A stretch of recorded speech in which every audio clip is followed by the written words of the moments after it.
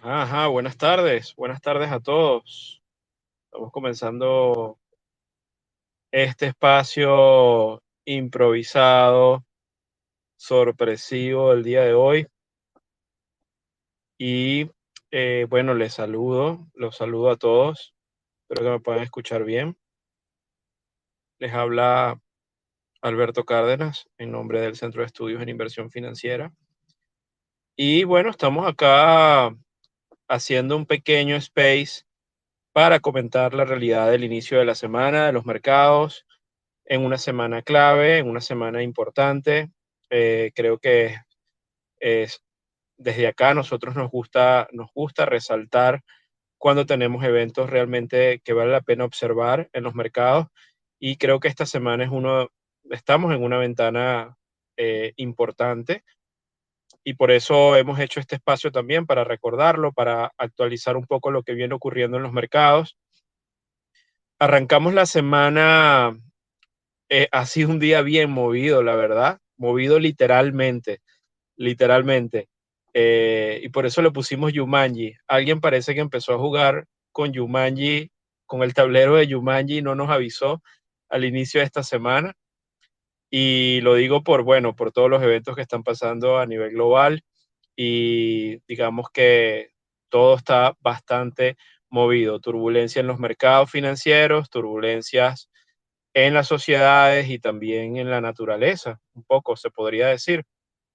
Para mis amigos mexicanos, espero que estén todos muy bien, que hayan pasado este susto y que haya sido solo un sustico el terremoto que acaban de vivir, que por cierto, no me deja de impresionar la coincidencia de las fechas, como hoy, por ejemplo, 19 de septiembre, estaban haciendo el simulacro en México del terremoto, conmemorando o recordando un poco las fechas de los otros dos sismos importantes que ocurrieron también un 19 de septiembre.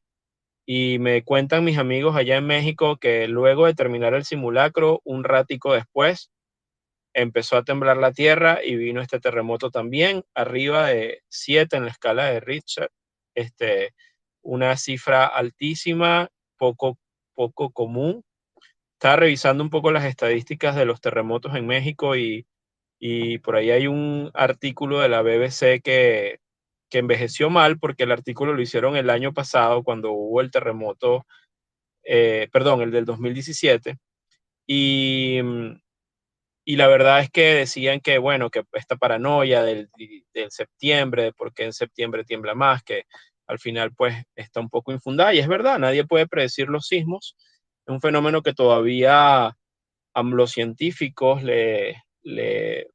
bueno, trabajan en ello, pero no es factible predecir la fecha, la hora exacta de un sismo. Se puede hablar de riesgo sísmico, pero no se puede hablar de fechas ni horas.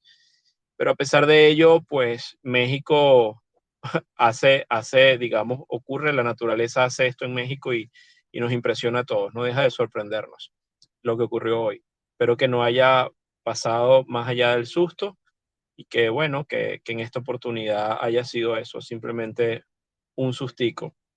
También un amigo en España me recordaba que hace un año exactamente arrancó o hubo la explosión del volcán de La Palma un 19 de septiembre también. Entonces, pareciera que estamos entrando en un mes de turbulencia y la naturaleza lo anuncia. Y a mí me encanta ver las señales por todos lados, más allá de la paranoia o de no tiene nada que ver con esoterismo ni nada por el estilo, simplemente pues estamos en una época movida y hay que cuidarse. Y bueno, volviendo a lo que nos atañe, que son los temas de los mercados, hemos tenido un inicio de semana de rebote, un tanto previo a lo que viene a ser el dato de, o la, digamos, la decisión de tasas de la Fed, que va a ser a mitad de semana, que va a ser el miércoles, dentro de 2 días. Y pues el mercado rebota e intenta hacer un pullback a la zona de los 3.900 en el caso del S&P. También recordemos que la acumulación de gamma en esa zona, había una zona importante allí en los 3.900 y luego está la zona en los 3.800. Creo que vamos a estar en ese rango de aquí entre los 3.800 y 3.900 de aquí hablando del S&P 500, ¿no? De aquí al miércoles, pero nuevamente, como lo hemos explicado y lo volvemos a decir, el dato o la decisión de tasas del miércoles va a ser realmente importante. Recordemos que estamos en un nivel neutral y la decisión que vendrá va a cambiar esa neutralidad, va probablemente a hacer una decisión de subida de 75 puntos base. Algunos dicen que puede ser de 100 puntos o un 1% entero. Y esto va a tener implicaciones aguas abajo en toda la serie de activos. Créanme que la economía al final del día va a verse impactada, la economía real y los mercados financieros también. Y este no sería la última subida de tasas del año. También se prevé que en noviembre va a haber un incremento que pudiera ser de 50 o de 25 puntos base, dependiendo de cómo vaya la evolución en el tema de la inflación. Lo cierto es que hay que prepararse para el día miércoles, el día de la Fed. Esta sí va a ser una subida que va a pegar, va a doler, ¿ok? No es para meterles miedo, pero es lo lógico, es lo que toca en este momento. Es una subida que va a tener peso, especialmente en los activos de riesgo, en los activos más sensibles a las tasas, en las empresas que están más apalancadas, en las compañías que tienen, digamos, que tienen mayor deuda, en los sectores más apalancados, más sensibles a las tasas. Hay que tener cuidado lo que viene de aquí en adelante. Siempre lo hemos dicho, la ventana de riesgo para nosotros se activa en la segunda quincena de septiembre, después de este evento de subidas de tasas, y eso es algo que estamos viendo con atención. Nuestro semáforo indicativo digamos, de la exposición a riesgo de mercado que tenemos diseñado dentro de SAFE está en rojo, permanece en rojo. Eso no quiere decir que no puedan pasar rebotes como el que vimos hoy, pero las condiciones no son las mejores para tener exposición a mercado, más bien todo lo contrario. Cuando estamos en estas condiciones, las subidas que ocurren en el mercado deben ser aprovechadas para reducir exposición al riesgo. Por supuesto que no estamos hablando de trading, el que hace trading pues entra y sale, puede tener posturas largas y cortas, puede aprovechar las caídas, podría aprovechar las subidas si tiene un mandato que se lo permite. Y bueno, ahí no habría problema, pero digamos que desde la perspectiva macro, desde la perspectiva del posicionamiento y de la salud del mercado, estamos en unas condiciones de estrés y vamos a estar en mayores condiciones de estrés una vez que suban la tasa. Ahí no hay tutía, ahí no hay, digamos, reverso, no hay simplemente hay que ver cómo va a ocurrir. Algunos dirán, bueno, Alberto, pero una tasa del 3,25, del 3,50, una tasa pequeña, es una tasa manejable cuando el histórico de las tasas de interés hemos tenido periodos donde las tasas han estado en el 4,5, 5, 6%. Y yo aquí en este punto me gustaría recordarles que venimos de una época en la que las tasas de interés estuvieron inéditamente bajas y no solamente en términos nominales y en términos reales, sino que además la permanencia en tiempo, es decir, el periodo de tiempo durante el cual las tasas estuvieron en cero o menos, en el caso de Europa, por ejemplo, fue demasiado extendido. Y aquí la palabra demasiado cabe perfectamente. En exceso, de manera muy extendida. Entonces aquí una subida de 75 puntos base es matadora, es realmente importante porque no venimos de unas tasas del 2, del 3%, venimos del nivel cero y estamos subiendo, saquen en términos porcentuales lo que significa el diferencial o la diferencia de incremento en términos de tasas de interés. Y para entenderlo en términos económicos,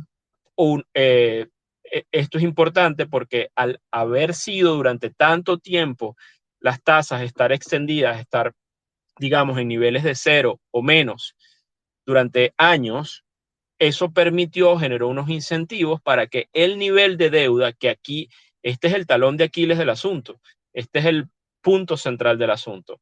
El nivel de deuda que tenemos hoy en el mundo es un nivel de deuda extraordinariamente elevado. En términos del Producto Interno Bruto de los países, midiéndolo así, podemos hablar de prácticamente más del 200% de lo que significa el Producto Interno Bruto de las economías desarrolladas. Entonces estamos hablando de un incremento que ocurrió en un periodo relativamente breve de tiempo, es decir, en estos últimos 8 años, y especialmente en los últimos 3, 4 años, la deuda se duplicó, se exacerbó. No solamente la deuda de gobierno, no solamente la deuda de los gobiernos con la emisión de bonos y todos los programas de estímulo, el quantitative easing, sino también la deuda corporativa. Las compañías se endeudaron. No es el caso de todas las compañías. Por supuesto que hay compañías que tienen una salud financiera distinta, hay sectores de sectores, pero en el overall podemos hablar de que la mayoría de las empresas asumieron un nivel de deuda importante porque así lo permitía el mercado, los incentivos generaban esto y además también había un círculo de alguna manera vicioso que se generó desde el área corporativa, donde incluso con esta deuda o con los niveles de cash también que podían tener las compañías se destinaban a hacer recompras de acciones. Esto alimentó el rally que vimos en la mayoría de los casos en los mercados accionarios y ahora esa situación se está revirtiendo. Incluso hay un proyecto de ley que creo que ya ha sido aprobado dentro del plan de el plan, este famoso plan para controlar la inflación de la administración de Biden, donde hay un apartado donde se va a taxar el tema de las recompras de las acciones en las compañías. Así que digamos que estamos en un esquema totalmente distinto, estamos en un esquema de ajuste. Ahora el problema definitivo es la deuda.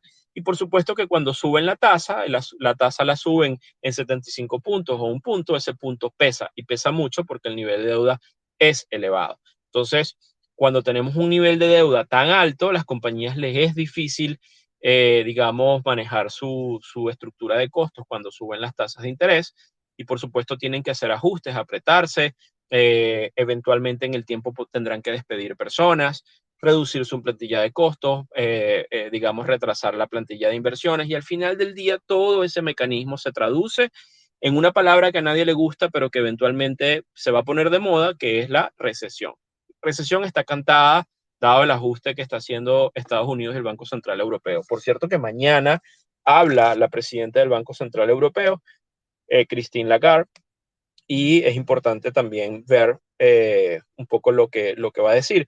Pero la decisión importante viene el día miércoles con el tema de las tasas en Estados Unidos. Así que, nuevamente, si estuviéramos en un contexto donde la deuda estuviese controlada, no hubiésemos tenido un incremento bárbaro en medio de la pandemia y digamos que tuviéramos un ritmo de crecimiento pues mucho más sólido en las economías, pues pudiéramos decir que este incremento de tasas pues puede ser absorbido por el mercado de manera saludable y eventualmente el ajuste pudiéramos tener lo que llaman un soft landing o un aterrizaje suave, pero en el esquema actual el soft landing está realmente, para mí es un escenario de muy baja probabilidad y lo que se espera más bien es todo lo contrario, que tengamos un ajuste digamos, abrupto, hay que prepararse, abrocharse los cinturones, un aterrizaje de emergencia, y esto puede extenderse en los próximos meses.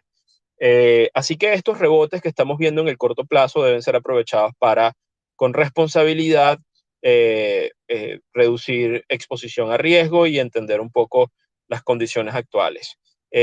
Por otro lado, tenemos una estructura también en el área, quisiera hablar de otro mercado aparte de la renta variable, que ya lo mencioné y hoy tuvimos un rebote, inicio de semana, llegamos a los 3.900 en el S&P, probablemente vayamos a,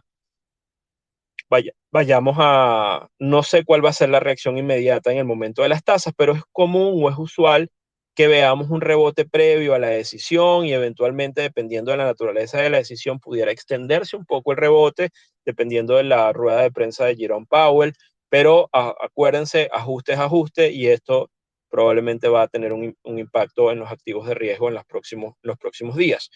En mi opinión, los mínimos de junio, en el caso del S&P, del Dow, del Nasdaq, pueden ser reconquistados, revisitados antes incluso de que termine el año 2022. En este pad de subidas de tasas es muy factible que vayamos a buscar esos mínimos que ocurrieron allá y que lo hagamos además en un esquema relativamente ordenado, como un goteo, así digamos, poco a poco en un esquema de caída de precios continuada. Y después de perder esos mínimos, si llegara a ocurrir, si llegara a ser el caso, ahí hay que prepararse porque ahí las cosas se pueden poner salvajes. Ahí sí hay huecos de liquidez, ahí sí hay temor, ahí sí pueden haber muchos stops, ahí sí puede haber algo de miedo, ahí sí pudiéramos ver reacciones mucho más fuertes de cara al mercado. Así que ese soporte de los mínimos de junio sigue siendo el soporte más relevante de los mercados. En mi opinión, va a ser violado, pero por supuesto todavía no ha ocurrido. Estamos en los 3.900 en el S&P, ese mínimo está en los 3.600, unos 300 puntos más abajo. Queda tela para cortar, pero hay que estar pendiente de ello. El dólar sigue muy fuerte. Con un dólar tan fuerte es difícil pensar en un movimiento de risk on en los mercados, especialmente cuando vemos un yuan debilitándose como lo viene haciendo con la paridad, perdón, con el cruce dólar-yuan por arriba de los 7 yuanes por dólar. Esa es una lectura bastante risk-off del mercado y que también tiene el potencial de impactar el mercado de commodities.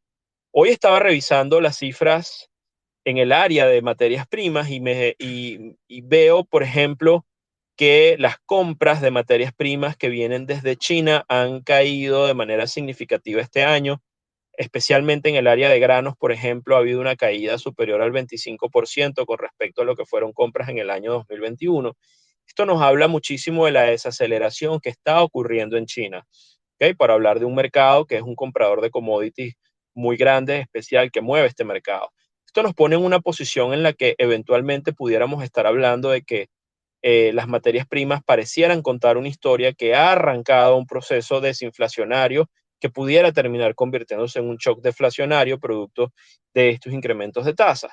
Cuando uno grafica el CRB Index, que es el índice de commodities que agrupa la mayoría de los commodities a nivel global, nos damos cuenta que tuvo un punto de inflexión importante en las últimas semanas, no ha logrado hacer nuevos máximos, mientras que el dólar index está muy fuerte. Ambos venían subiendo y aquí hay una lucha definitiva entre el dólar y las materias primas. Y los bancos centrales no van a desistir de esa pelea hasta tanto torcer el brazo, al menos en el corto plazo, en las materias primas, pero ojo, con un costo elevado que será definitivamente el tema recesivo. Entonces, aquí, por ejemplo, nosotros que hicimos nuestro programa, aquí ya veo algunas personas que formaron parte de nuestro programa de trading inversión energía. Por ejemplo, ahorita se acaba de conectar nuestro profesor José Chalhop, que ya le voy a dar la palabra también para que nos comente cosas que están pasando.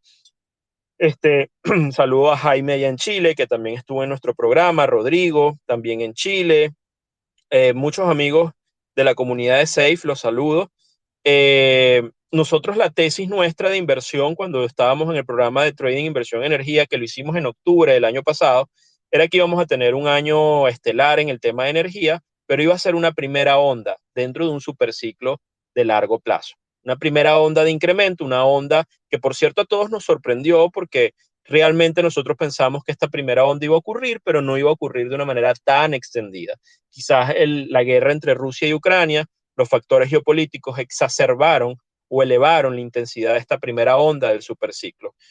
Y la verdad es que ha sido tan fuerte esta primera onda que metió al mundo en un problema inflacionario de 2 dígitos. Estamos casi con inflación. Todo el mundo habla que la inflación real en Estados Unidos es de 2 dígitos y no del 8.5, como dice la Fed. eh, y en Europa también, es decir, en alimentos estamos hablando de 2 dígitos. Entonces, la subida ha sido realmente espectacular de esta primera onda, pero tiene un límite. Eventualmente, todo, digamos, crash de mercado que se respete se origina producto de un incremento excesivo en los precios de las materias primas y de un problema inflacionario que obliga a los bancos centrales a tomar ajustes que al final terminan derribando el castillo de naipes.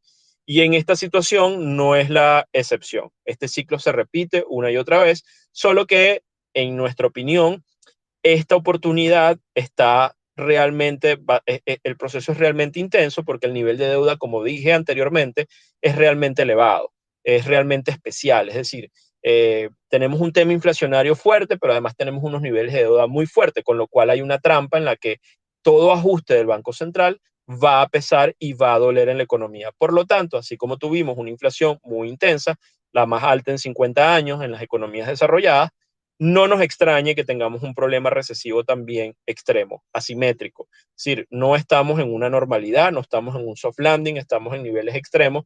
Los bancos centrales están jugando con fuego. Y esto en cierta forma es la consecuencia de que se les fue la mano en los estímulos y una serie de cosas y ahora los ajustes también van a ser severos. Entonces, todo lo que vamos a ver de aquí en adelante, tengan en cuenta que esto es ingeniería financiera pura y dura de los bancos centrales. La receta para solucionar el problema inflacionario es definitivamente una recesión, que va a ser mayor o menor, de qué intensidad, no lo sabemos, pero como dije, el problema actual es el nivel de deuda y el hecho de que estemos tan endeudados a nivel global, no solo a nivel corporativo, como lo dije, también las familias. En Estados Unidos, por ejemplo, durante la pandemia, los niveles de ahorro estuvieron bastante elevados, pero se incentivó muchísimo el gasto, se entregó dinero barato, se enviaron cheques de manera directa digamos, a los ciudadanos, se generaron una serie de subsidios que incentivaron el gasto y además de eso generaron unos incentivos perversos. Y hoy por hoy, cuando uno ve las tasas de ahorro de la clase media y de los trabajadores en Estados Unidos, se vinieron a pique. Cuando hay un problema inflacionario, la gente decide gastar, obviamente, y no ahorrar porque va a saber que más adelante todos los precios y servicios les va a costar más dinero, va a ser más caro, por lo tanto decide gastar. Así que en este punto los ciudadanos también están con tasas de ahorro muy pequeñas o prácticamente las desaparecieron, con lo cual no es una buena noticia para el soporte, sobre todo en esta segunda etapa donde pudiéramos entrar en una etapa recesiva. En mi tweet fijado de mi cuenta personal a Cárdenas FX, no la de Safe Pro, sino la de A Cárdenas, ustedes saben que les he compartido este tema de la burbuja financiera. Y ahí vengo contando la historia de lo que es el desarrollo de la burbuja basado en el modelo de Montier. Eh, y allí yo les invito a que revisiten ese texto o ese hilo. Se van a dar cuenta que vamos a entrar probablemente después de esta subida de tasas que viene, vamos a entrar con mucha fuerza en el estadio 4 y 5 para llegar al estadio 5 del modelo de Montier, en lo que significa el desapalancamiento o digamos el ajuste producto de una burbuja. Venimos de una burbuja financiera en muchos aspectos, en deuda, en equity, en acciones, en algunos sectores, hasta en cripto, y esto se está, digamos, ajustando y lo vamos a seguir viendo. Bueno, este era el warning para el miércoles, solamente para despertarlos. Saben que vamos a tener nuestro viaje el jueves y como siempre, pero era bueno arrancar la semana con esto. Además, tenemos muchas noticias. José, déjame darte la palabra. Están pasando cosas interesantísimas en el mundo. Una de ellas que me llama mucho la atención es lo que está pasando en Irán, país del que hemos hablado muchísimo, producto de la muerte lamentable de esta ciudadana muy joven, además, que pues la guardia o las fuerzas de seguridad iraní parece que pues le hicieron, ella quedó en manos de las fuerzas de seguridad y apareció muerta y bueno, hay las protestas masivas hoy por hoy como una revolución de mujeres en Irán, quitándose digamos, esta cosa que se ponen en la cabeza. Y la verdad es bien interesante lo que está pasando en Irán. No sé a dónde va a ir. La última vez que hubo protestas de esta naturaleza hubo más de 1.500 muertos y esperemos que esto no, pues, bueno, que la población, que no ataquen a la población, pero definitivamente es algo interesante.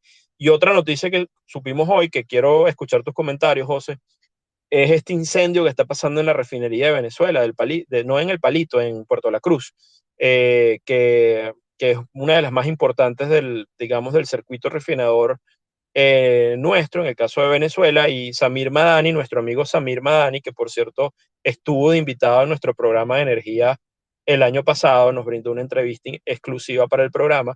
Samir Madani fue el primero de Tanker Trackers que mencionó el tema de lo que estaba pasando, la columna de humo gigantesca que estaba viendo, y después estamos viendo videos de gente corriendo porque la refinería está incendiada. A ver, José, ¿qué nos puedes comentar de lo que estás viendo en el mercado de energía? ¿Qué te parece ese incendio? Déjame, creo que te di la palabra, pero no sé ahora si recibiste el tema. Bueno, eso está pasando a nivel de la refinería. Vamos a esperar a ver si José agarra el micrófono. Este, Ahí ya tiene José el micrófono y nada, ¿qué te parece ese incendio, José? Y lo que está pasando además en otras regiones. Buenas tardes, Alberto, ¿cómo está? Gracias por la invitación y bueno, saludos a todos los que están por acá. Bueno, ya lo de la refinería de Puerto La Cruz, yo posté un tuit ahorita hace poquito que, ¿sabes? Cuando dice un breaking news, bueno, ya lamentablemente creo que esto ya se está volviendo a poner, se está volviendo a ver de forma alarmante esa recurrencia otra vez de accidentes tanto en Cardón hace poco como es hace par de días también otra vez en la misma refinería en Puerto La Cruz. Aparentemente fue un trueno que causó esta explosión por las condiciones climáticas, por lluvias y todo esto, pero bueno, es parte de todo lo que ya en parte pues sabemos, la mayoría de los que estamos presentes aquí, todo es la desidia que ha venido sucediendo pues con el paso de los años con PDVSA, ¿no? Y todas sus instalaciones. Lamentablemente, pues, a cada rato escuchamos situaciones y accidentes de este tipo, tanto en nuestras refinerías como en nuestros patios de tanque, como, bueno, y que son parte de lo que está causando toda la problemática con la gasolina, suministro de gasolina y pues, la producción petrolera, ¿no?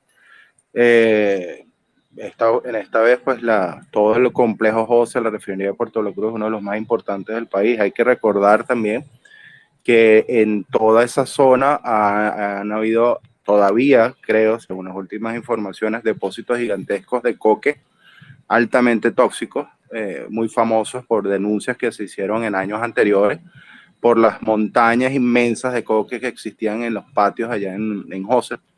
Y bueno, que en los últimos años pues han tenido cierto grado de salida de exportación, pero por distintos problemas operacionales estuvo apilado, que te digo yo, entre 10 y 18 millones de toneladas de coque, ¿no? Que es un material, un residual de la producción del mejoramiento de crudo y que bueno, fue muy polémico, ¿no? Por toda esa situación, pero más o menos parte también es como un aditivo a todo lo que se ha venido presentando y este tipo de explosiones, ¿no?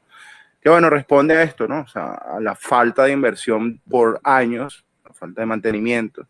Y bueno, mientras la directiva actual de PDVSA se mantiene una suerte de cacería de brujas y una suerte de un blame game echándole la culpa a las anteriores administraciones, cuando no vemos ningún tipo de resultados positivos, mejoramiento de instalaciones, y bueno, ya lo demás es, digamos que es historia conocida, ¿no? Entonces, es lamentable hasta el punto en que hemos llegado, y tú mencionaste a Samir, él me escribió en un tweet también hace poquito que lamentablemente ya no sabe qué postear, a qué hora sobre Venezuela, porque o sea, a la final no se sabe si es la misma noticia o qué, ¿sabes?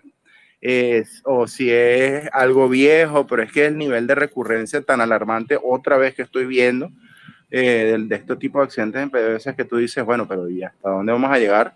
Y bueno, tú lo ves en los resultados, pues mes tras mes, por lo menos la producción, según los reportes de OPEP de mercado petrolero, la producción de Venezuela sigue estancada, no mejora. Y bueno, es parte de una triste historia de nuestra industria petrolera que lamentablemente yo por lo menos no sé cuánto tiempo va a tomar en recuperarse, ¿no? Entonces, bueno, lamentablemente. Bueno, es historia harto conocida, es así, pues, realmente. Y yo creo que esto, bueno, no sé por qué ocurrió el incendio, ni qué es lo que está pasando. Esto es como muy nuevo, pero definitivamente puede tener potencial de interrumpir otra vez el suministro, ¿no? De gasolina interno. Ojalá que no sea así, pero es una situación complicada. Ahora, háblame de Irán, lo que está pasando en Irán, José. ¿Cómo estás viendo eso, ese tema en Irán que me parece realmente importante y que puede tener, bueno, puede tener consecuencias, ¿no? Si esto escala. Sí, sí, bueno, esto ya es parte también porque desde hace algunos meses para acá, y esto viene siendo exacerbado también por todo lo que ya se está viendo alrededor del mundo, ¿no? Eh, no hace un par de meses también se vinieron viendo protestas en distintas regiones, distintas ciudades de Irán, por el mismo tema del aumento de los precios de la comida, la situación con el agua, los problemas eléctricos, que bueno, que se han venido sucediendo en el país, ¿no? Y bueno, la gente empieza a tomar conciencia de lo que está pasando en todo el mundo y bueno, en cierta forma el desgaste que ya se empieza a ver frente a todo lo que es ¿sabes? El estamento religioso, ¿no? Estos días también surgió una noticia sobre, aparentemente, eso son todavía especulaciones, aunque ya han salido varias fotografías, pero si bien es cierto, ya salió declarando el Ayatollah Khamenei, pero se especuló mucho sobre su estado de salud por su avanzado estado, o sea, por su avanzada edad, pero eso también entra a jugar parte, a formar parte de todo lo que se viene manejando, también el tema del estancamiento de las negociaciones nucleares, pero es eso, ¿no? O sea, estamos viendo sin lugar a dudas situaciones bien interesantes en cuanto a Irán. La gente está buscando un cambio. Eh, Siempre menciono la situación que siempre se ha mantenido de forma, si ven, ¿cómo te digo?, intermitente, pero se mantiene en una región que es de donde están las principales instalaciones y pozos petroleros, que es la llamada región del Juzestán, donde está la mayoría de las instalaciones y está poblada por una minoría árabe de tendencia sunita, ¿no? Y que en ciertas ocasiones se ha estimado que tienen o reciben apoyo o tienen simpatías hacia todo lo que tiene que ver con la monarquía saudita y pues han sido protagonistas en múltiples ocasiones de protestas contra todo lo que es las autoridades iraníes, ¿no? O sea, en años recientes y más recientemente, ¿no? Entonces, esa situación es bastante importante mantenerla en foco porque, al igual que en Irán, en Arabia Saudita existe una zona importante petrolera que está poblada por una minoría importante de tendencia chiita, ¿no? Entonces, eh, son situaciones que de una u otra forma en el mundo como tal de la energía, el petróleo, el gas y las materias primas son bien importantes porque además se tratan de jugadores importantes en cuanto a producción, reservas, exportación, demografía, condición militar en todo el mundo árabe musulmán, ¿no? Entonces, y bueno, esto es lo que tú estás mencionando, lo que ha pasado bien lamentable, pero esto se trató, según tengo conocimiento, de una mujer kurda iraní. Estaba, pues, se fue por el tema de que no estaba usando lo que llaman el hijab, que es lo que tú dijiste, el tema para la cara a las mujeres, es una cuestión obligatoria en Irán. Pero bueno, eso es una cuestión en desafío que ya lo estamos viendo en Afganistán también. En Afganistán, a raíz de que el Talibán volvió al poder y que ya se han visto otra vez protestas de mujeres bien interesantes que se niegan a volver a ser sometidas por este sistema islámico bien, digamos, conservador, primitivo, retrógrado.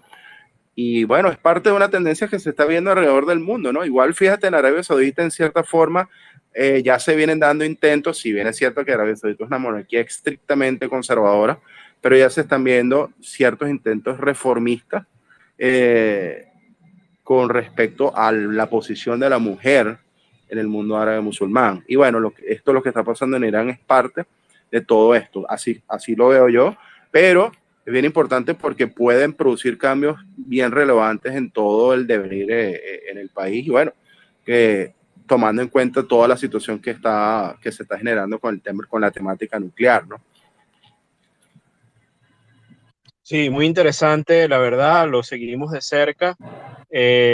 Además que yo tengo, digamos, esta idea de qué es lo que eventualmente pudiera pasar eh, con las materias primas y con digamos, con, sí, con el petróleo, la energía en los próximos meses, especialmente de aquí al cierre de año, también entendiendo que viene el invierno duro de Europa y pareciera desde la perspectiva del precio, ya hablando de mercados específicamente, y esto lo seguimos muy de cerca, nosotros, por ejemplo, en Safe reducimos digamos, al máximo la exposición al equity y especialmente, y incluso al mejor sector de este año que ha sido energía, que ha sido el sector estelar. También estamos ya viendo fracturas un poco o de debilidad en el sector. Sin embargo, a pesar de ello, pensábamos que el precio del petróleo podía hacer un pullback a la zona de los $100 o incluso más, producto de la estacionalidad y de los problemas de oferta que estamos viendo y de lo reducido o estresado que está el mercado físico de energía. Pero al final de cuentas, también el mercado de futuros, a través del precio, nos muestra sí, una debilidad que ha sido continuada y que pareciera mostrarnos que esa onda correctiva ya se inició, es decir, que pudiéramos seguir viendo probablemente, no lo sabemos, pero eventualmente pudiéramos seguir viendo caídas en los precios del petróleo. El petróleo todavía está en ese rango, está ahí intentando aguantar unos soportes, pero pareciera que la estructura del precio se hace cada vez más débil y pudiéramos tener ajustes, especialmente con lo que vendría después de la subida de tasas y con un dólar aún más fuerte. Es difícil pensar que tengamos un rally continuado en las materias primas, además entendiendo que hay una desaceleración económica, o sea, por el lado de la demanda hay un impacto importante en el tema de las materias primas.